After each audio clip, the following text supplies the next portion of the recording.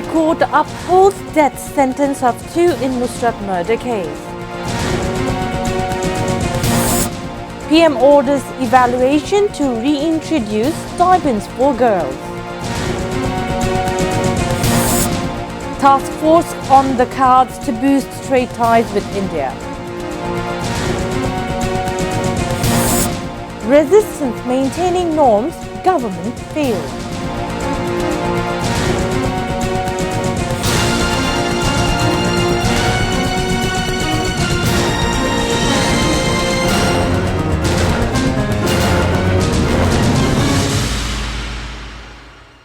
Those were the headlines. Good evening, viewers. I'm Nafisa Nawal with English Bulletin.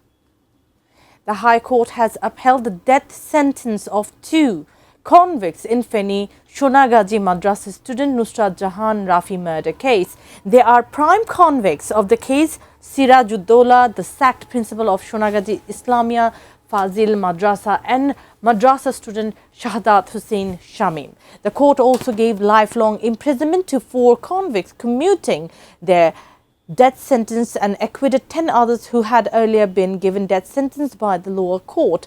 A High Court bench of Justice Bishwadev Chakraborty and Justice K.M. Rashiduzzaman Raja's High Court bench pronounced the verdict on Saturday. Nusrat was set ablaze on April 6 in 2019 after refusal to withdraw sexual harassment case against Sirajuddollah. She died at the burn unit of Dhaka Medical College Hospital on April 10.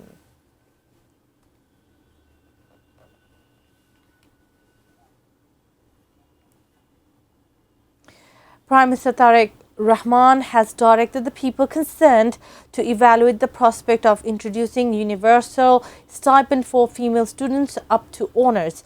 The meeting, presided over by the Prime Minister, also discussed the matter of introducing educational stipend for male students as well on the basis of merit. The meeting at the Cabinet Division of the Secretariat on Monday discussed formation of education trust to enforce such initiative. Many other relevant matters, including estimated cost and number of students who will benefited from such scheme, were also discussed.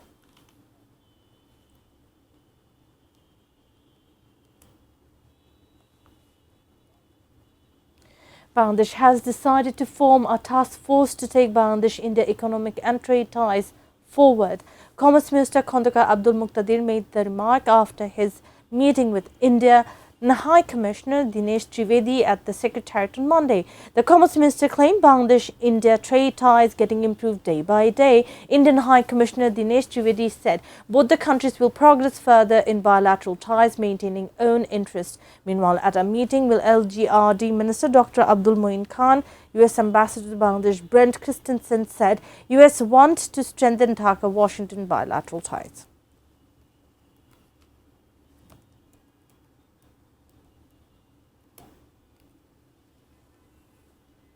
A crisis has been created in the parliament over implementation of referendum mandate.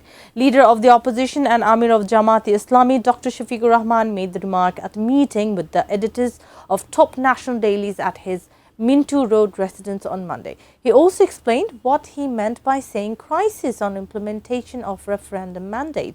Dr. Shafiqur Rahman, however, said the opposition party wants to resist any anti-people role of the government maintaining norms. Later, Secretary General of Jamaat-e-Islami Mia Gholam Parwar briefed the media about the meeting. He said editors of the newspapers also talked about their expectation from the opposition party to strengthen democracy.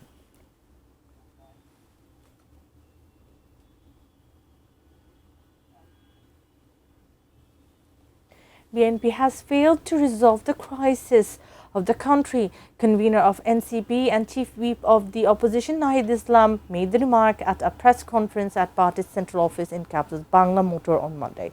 Terming load shedding as unprecedented in the history of the country, the NCP leader said BNP is trying to shrug off their own responsibility by burdening it to previous governments. NCP claimed the government has failed to control power and gas crisis, commodity price hike, financial mismanagement, partisan control of different organizations, extortion, deterioration of law and order.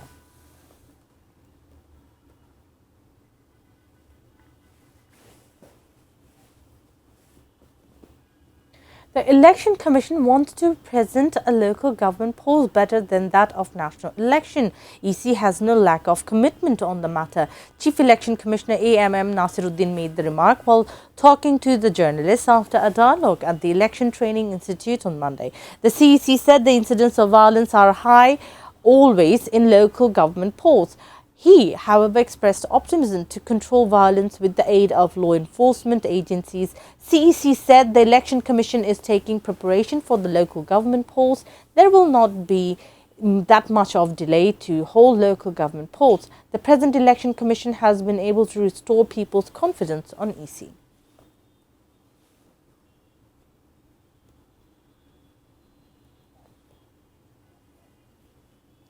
Now a short break. We will be back soon with Bangladeshi killed in gun attack in New York.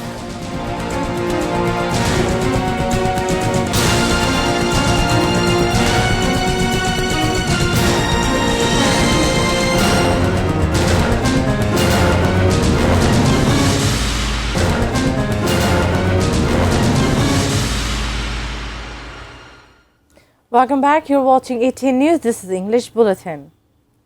Action will be taken if any leaders or activists of the party gets engaged in any sort of misdeeds using party's name.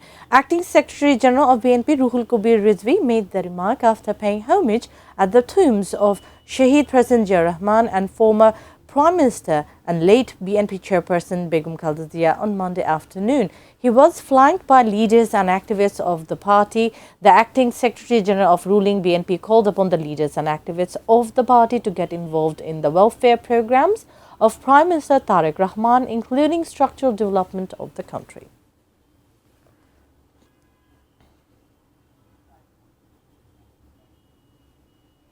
Now, news around the world.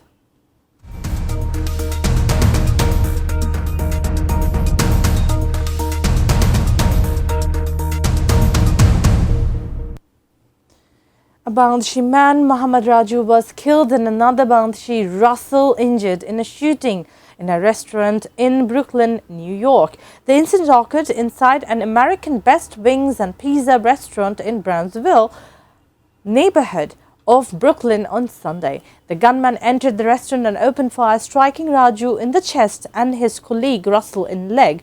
Raju died during undergoing treatment at the hospital.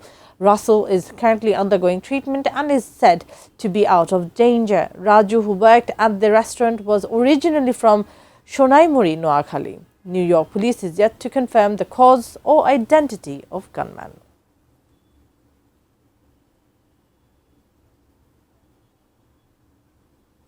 Iran has issued fresh warning that vessels violating its arrangements for transiting the Strait of Hormuz could face restrictions including fines, detention or confiscation.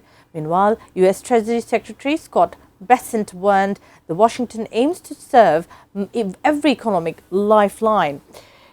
Bessent has threatened Iran with the single greatest financial offensive ever, claiming U.S.-Israel war with Iran was entering its endgame. U.S. would sever all economic ties with Iran in an economic D-Day, and any nation partnering with Iran financially would also be isolated. Security Chief Mohsen Rezai warned Iran will regard any country's participation in or support for U.S. economic war against Iran as act of war. Tehran will shut down all exports from Gulf. Not a single drop of oil will be exported neither through the strait nor from anywhere in the Persian Gulf. Restoring ties with Israel while Prime Minister Benjamin Netanyahu remains in power amounts to applauding the Gaza genocide. Former Colombia President Gustavo Petro made the remarks as Colombia's new right-wing government restored ties with Israel 2 years after Petro severed diplomatic relations.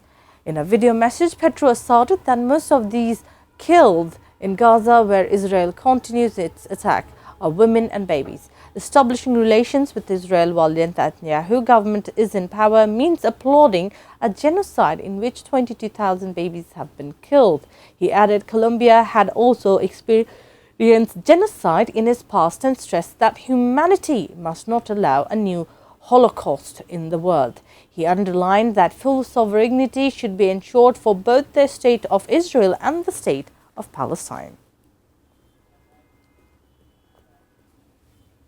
Before ending the bulletin, top stories once again.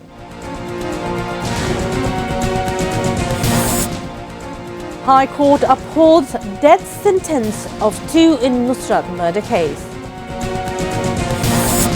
PM orders evaluation to reintroduce stipends for girls.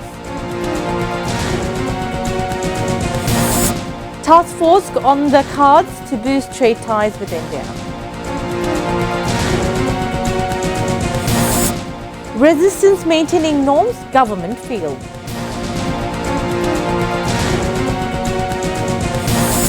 Bangladeshi killed in gun attack in New York.